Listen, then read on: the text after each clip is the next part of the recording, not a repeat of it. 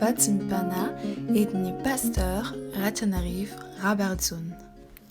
Aoka iombavaka sy tompoko. Ry Andriamanitra raizanaka fanamasinao mbola midera sy mankalaza mivoninahitra anao zahay raha tratra indray izao maraina izao amin'ity andro izay nosokafanao mba hivelomana indray ity. Eny mitsaoka so mivoninahitra anao zay ry tompony tompo sy mpanjaka ny mpanjaka Andriamanitra rehetra. Mioby anao zay iray no mandrakizay sy andrian'ny fiadanana. Le fahazavana zao tontolo zao tonga nivinay sy mampahiry anay. Izany fanamasin' izany ny asa mahery tena tinay niraisanay ny teninao hafatra izay tianao omenanay ahafahanay mijoro avolombelona mandrakariva ary hitoetra ho mahatoky mandra-pahatonga anao eny amin'ny rahona lanitra. Misaotra Jesosy no izany rehetra izany fa Andriamanitra tsara sady mpanao tsara ianao. Mitalaso miangavinao manetra tompo malalo Dieu amin'ny aranao sarobija mba afaka amin'ny fahotana sy ny tsy fahamaririna rehetra sady aoka izany fanamasin'ny taradalana anay amin'izao fotoana izao. Miterina tompo araka ny fombanao voninnkeno izay mpanomponao. Amin'ny anaran'i Jesosy Kristy avy any Nazareta nazona manisy mangataka izany vavaka izany. Alleluia. Amen. Amintsika mandrakariva ny fahasoavan'i Jesosy Kristy tompontsika. Hoy ny tompo, Mamirapirata ao amin'ny haizina. Izany no hafatry ny lanitra no men'ny tompo antsika amin'ity andro ity. Araka izay voalahatra ao amin'ny bokin'ny Apokalipsy toko 5 ny andininy 10 mivaky toy izao minaran'i Jesosy. Ary efa nataonao fanjakana mpisorona ho an'Andriamanitsika ireo ary manjaka ambonin'ny tany izy. Hoy ny Eksodosy toko 7 andininy 1 aminaran'i Jesosy. Ary Jehova tamin'ny Mosesy, indro efa nataoko Andriamanitra ho an'ny Farao ianao ary Arona rahalahinao kosa ho mpaminanao. Ary ny filazantsara araka ny Jaona toko 10 ny andininy 5 raha ireny izay nanaovana izany ten'Andriamanitra izany no natao hoe Andriamanitra. Fa ny tiany Jesosy ho lazaina tokoa dia ny hoe tsy hanafoana ny haizina izy ary izay manantena fa ny zavanitranga tamin'ny taona 20 sy ny 1 dia ho levona amin'ity taona ity dia ho diso fanantenana satria ny zavatra ampitain'ny tompo dia mila mianatra mizatra amin'ny fomba fiaina vaovao isika. Ny zava-misy ara-dalàna vaovao izay tsy maintsy amboarinao mba ahatonga anao hamirapiratra na dia ao anatin'ny haizina aza. Hoy Jesosy avy any Nazareta, ianareo ankehitriny dia amin'ny andro tahaka ny afomanga sady bitika. Ny kely indrindra aminareo dia ho tahaka ny taranak'i Davida ary lehibe indrindra aminareo dia ho tahaka ny Andriamaniny. Fa avelako hiamaizina ny haizina, avelako andevina na dia izay nyhevitra azy ho jiro aza. Hoarin'ny tompontsika tahaka ny tsipika na itony bibikely izay mazava alina itony. Ataon'ny teny frantsay Ciel, mazava ao anatin'ny haizina isika zanak'Andriamanitra. Ny haizina dia hitohy ho haizina hatrany ary mbola ho avy tokoa aza ny haizina mipito, izany hoe tena haizina azo tsapaitanana tahaka tamin'ny andron'ny loza 10 tany Egypta rehefa nanamafy ny fo ny Farao. Eny tokoa fa ampitsambikina antsika izay ampivadika tampoka ny haizin'Andriamanitra ao amin'ny haizina lehibebe kokoa hatrany. Tsy tokony hitaitra isika ny amin'izany fa hitoetra ho mahatoky satria izay rehetra nieritreritra fa complot, théorie de complot dia hita miharihary fa tena zava-misy fa tsy théorie ity lazaina fa théorie de complot ity. tsy ova kory mba nympotoana fa ny zava-misy dia somary iova kely fotsiny. Tamin'ny voalohany ny vaksiny no zava-dehibe ary nozaraina ny olona ho izay tia vaksiny sy izay manohitra ny vaksiny. Dia nanjary ny ova indray fa izay tia ny passe vaccinal sy izay manohitra ny passe vaccinal.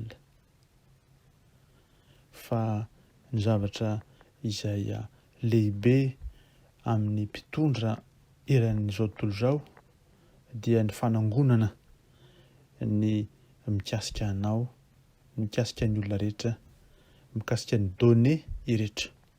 Satria izay mitana ny compte no mitana ny fifehezana.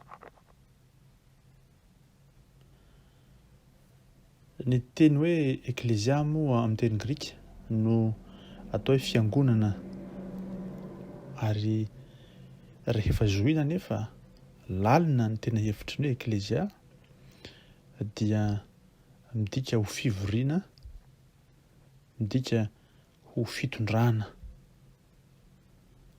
Ary tamin'ny andron'ny apôstôly ny eklésia dia mametraka ny mpitsara, ny lalàna sy ny fitsipika, ny mpitondra, izany hoe izay mpitondra izany eo amin'ny tany amamonina.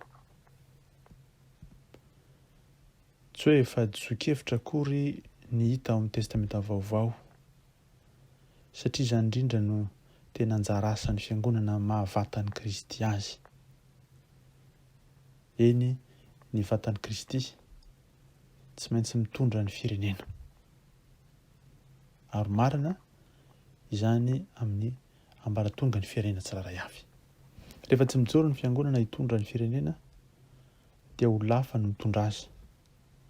Ary izany ho lafa izany dia tsy maintsy voizin'ny fahavalo dia ilay Satana.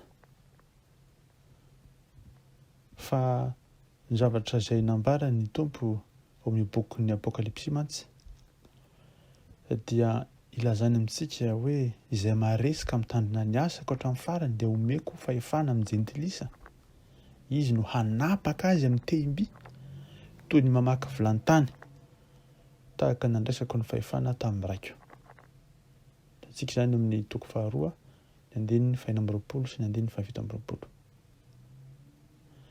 Raha mbola mitazona ny mpino, ny fahavalo amin'ny hevitra fa tsy tokony iraharaha ny mikasika ny amin'ny fitondrana sy ny amin'ny fiainan'ny fiarahamonina ny kristianina, dia hitoetra ho am-pelantanan'ny Satana ny akamaroan'ny firenena ka indro fa hitoetra ao anatin'ny haizina izy.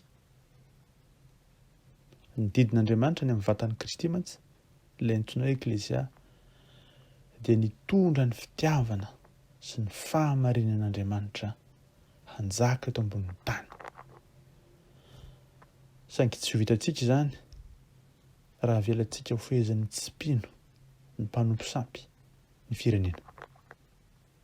Fa amin'izany ny jentilisa dia mpanompo ny fahavalo fa tsy an'i Kristy tsy akory. Ary ny fahavalo dia manapaka amin'ny alalan'ny fanjakazakana, eloka be vava, famadihana ny rariny, famonoana, ny tsy manan-tsiny, tahaka ny fanalan-jaza ohatra. Ny zavatra rehetra mifanohitra amin'ny tsara sy ny hatsaran-toetra ary ny fahamarinana no imasony. Tsy ny tenan'ny kristiany no tsy maintsy mampiasa ny fitariana ara-panjakana ho an'ireo firenena, fa ny sehatra hafa rehetra koa eo amin'ny fitariana sy ny fitariana eo amin'ny fiarahamonina. Izay no midika fa nantsoina hitarika isika, hitarika ny olona ho amin'ny fahasambarana, ho amin'ny fifaliana, ary ihany koa ho amin'ny fahamarinana. Hoy ny bokin'ny Salamo manambara hoe minaran'i Jesosy, ny tendrombohitra tonga fiadanana amin'ny olona, ary ny avoana koa noho ny fahamarinanao. Hitsara ny mahantra izy, hamonjy ny zanaky ny ory, ary hanorotoro ny mpampahory. Salamy faharoa amin'ny fitopolo andiny fahatelo sy fahaefatra. Ankehitriny dia malaza ny hoe lamina vaovao ny tontolo izao, nouvel ordre mondial. Tsy maintsy takatsika ny endrika roa amin'ity tontolo vaovao ity. Matetika mantsika no miresaka momba ny lamina vaovao n'izao tontolo izao. Fa Andriamanitra dia efa nanomana lamina vaovao n'izao tontolo izao talohan'izany. Fa navaozana ny mari-pamantarana, ny soatoavina na ny valeur, ny fomba fiasa eo amin'izao tontolo izao. Andraikitritsika amin'ny maha eklesiantsika ny anorona ny tontolo vaovao araka ny sitrapon'Andriamanitra mba hanakanana n'ilay lamina vaovao tadiavin'ny Satana tsangana. Mba hanazavana izany dia ndao hampatsevina kely ny momba ny fanavahana ny teny araka ny fampianarana efa nomeny tompo antsika. Ny tenin'Andriamanitra izany dia miavaka amin'izay atao hoe dualité na sary izay mifanohitra amin'ny resaka fandraisana fitenana ny kabary izany. Fanoharana amin'ny lafiny fanoharana. Ny menarana matetika ohatra dia maneho ny Satana, fahavalo, bibilava. Fa ny tompo dia milaza ihany koa fa Jesosy dia tandindon'ilay menarana izay natsangana, menarana varahana tany amin'ny tany efitra, ka izay rehetra nijery izany menarana varahana izany dia afaka tamin'ny kaikitry ny menarana teneny efitra. Tahaka izany koa izay mijery ny zanak'Andriamanitra eo amin'ny fijaliana no azo famonjena. Izany izay fandraisana ny tenin'Andriamanitra izay miavaka izay ny tokony hitoetra amintsika mandrakariva. Ny tompo dia mampatsiahy antsika tokoa amin'ny alalan'izany rehetra izany fa mila mitoetra ao anatin'ny fahazavana isika. Hitoetra amin'ny fahatokiana isika sy ny fahamarinana. Ka ho ninika toy ny nikatra dia aoka isika hitoetra ao anatin'ilay ao ambanin'ny elatry ny fahasoavan'i Jesosy Kristy, fahazavan'izao tontolo izao. Ka tsy hiova na herikerika na hitoetra ao anatin'ny aiasin'ny tahotra, fa hanana kosa ilay hery avy amin'ny avo indrindra dia ny fanahy masina miasa eo nifitsika sy ao anatsika. Engany ny fanahy masina ampaherantsika hitantana andentsika mandrakariva, azotsika mitoetra ho mahatoky mandra-piavin'ny tompony amin'irao lanitra na koa mandra-piavin'ny fahafatesana. Fa izay maharitra hatramin'ny farany ho vonjena. Ho avelan'ny tompo hisotro amin'ny loharanoranon'aina eo amin'ny lapan'ny voninahitr'Andriamanitra. Ho azy rery ny voninahitra, ho antsika ny fahasoavany. Amen. Aoka hivavaka isika. Jesosy tomponay eo, ianao ny fahazavan'izao tontolo izao. Izay dia nantsonao hitondra ny olona ho amin'ny loharanoranon'aina dia mifanjakanao izany. Hitondra ny olona hiala amin'ny haizina ho amin'ny fahazavana, hiala amin'ny fotamandrevon'izao tontolo izao ho amin'ny fiainana mandrakizay sy ny fahamasinana. Antsonao izahay hitondra ny olona ho amin'ny fahajambana, ho amin'ny fampahiratana.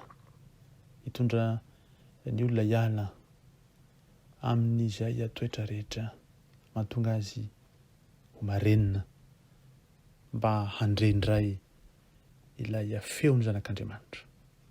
Jesosy io, antsonao izahay mba hamelona ny maty, hanangana ny maty, ary ihany koa hampalady ny marenina, hampahiratra ny jamba, hampadio ny boka, ary ihany koa hilaza famonjena ho an'ny ampahoriana sy izay rehetra voahitika eo anivon'izao fiarahamonina misy izao.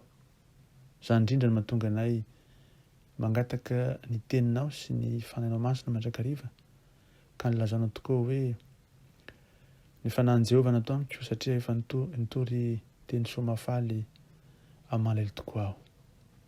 Eny zany fanahinao zany Jehovah tompony maro no ampanarahano anay hitory teny somafaly amin'ny olombelona rehetra, ahatonga anay hanana ny herin'ny mpanahy, herin'ny saina, herin'ny batana, azon'ny teninao ho reniny rehetra.